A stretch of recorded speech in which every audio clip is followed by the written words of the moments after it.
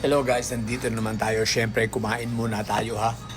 Ito sa mga didilis na mga mahilig dyan magbanta. Ito, para sa inyo, kain tayo.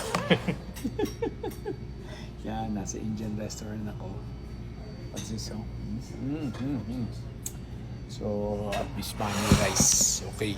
So, kayong mga didilis sa mga hinayo pa kayo, ha? Kumain kayo ng masustansya nang hindi ang mga utak ninyo puro pagbabanta na akala mo naman nakakatakot. Diyos ko po, Rudy, hindi man lang ako tinayo ng balahibo sa inyo mga hinayo pa kayo, diba? So anyway, ang dami nagsasabi sa akin na ingat ako. Salamat sa mga nagsasabi. Pero wag po kayong mag-alala. Dahil ako'y naniniwala, kung araw mo na, araw mo na. Pangalawa, dito sa Canada, yung mga mayabang na didilis, wala yan, hanggang imik lang yan. Iba rito. Takot lang yung mga diba? Ngayon, yung iba gusto, pauwi na ako ng Pilipinas. Ba't ako uuwi? Tanga ba kayo? Kaya nga ako nandito sa Canada, pauwi nyo. Ba't di lang kayo pumunta rito? Diba? O magpa-sponsor kayo. Diba? Puntahan nyo ako rito. Yung mga nagbabanta nga sa akin, kagaya nila ito nila Hampas Lupa, pupunta raw sa akin dito. Ang tagal-tagal na. Hanggang ngayon, walang dumarating. Yung mga naghahamon sa akin na makikipagkita sa akin, pag nagbigay na ako ng location, hindi naman dumarating. Siguro may mga 5 beses na akong inindyan. No? Kaya wag kayong mga syunga-syunga, mga hinayo pa kayo. Mga style ninyo, bulok. Kumain kayo nito, sarap po. Chicken. Diba? Mga style ninyo, mga bulok. Puro lang kayo banta na mga hinayo pa kayo. Diba? Kala naman niyo yung pagtatatakot nyo kami. So ngayon, ang problema nyo, malayo pa ang 2028. Mahaba-haba pang ipagtitiis nyo sa akin. Mahaba pang ipagtitis nyo sa akin, mga didilis kayo sigurado.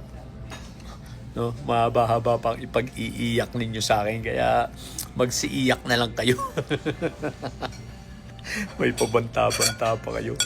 Alam niyo, huling nagbanta sa akin, natandaan ko si Kaluga TV. Binantaan niya ako, sabi niya sa akin, mawawala ka na, mamamatay ka na, gito, ganyan. Aba, pagkatapos ng 2 linggo yata, 2 weeks lang, ayun, inatake sa puso, patay. Si Kaluga TV, imbis na ako ang mamatay, aba, siya pa ang namatay. Kaya mag-iingat kayo sa mga nagbabantang mga siraulo kayo, ha. Sabi ko naman sa inyo, wala namang problema, bantaan nyo ako, basta ako'y susunod sa inyo. Pag sinabi nyo mamatay na sana ako, wala problema, sunod lang ako sa inyo, ha. Mauuna lang kayo, syempre. Kasunod nyo ako. Promise, susunod agad ako. Basta itetext nyo lang ako, pagpatay ka na. Diba?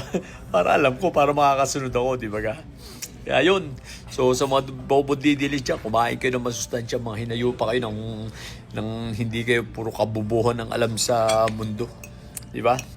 Kahit tayo, mga ka-BBM ko. Let's go. Bismani rice. And yan. Chicken. Okay, so yun lang. Mga nanyo. Sa mga bobong didilis dyan na mga pagbanta, manatili kayo mga bobo at may sayad. Sa may sayad ay laging high blood, banta pa more. Oy, una nga palang namatay si Kaluga TV na mapagbanta, tsaka si Bong Duterte. Kaya kabubuhan ninyo, mga hinayo pa kayo. Bye.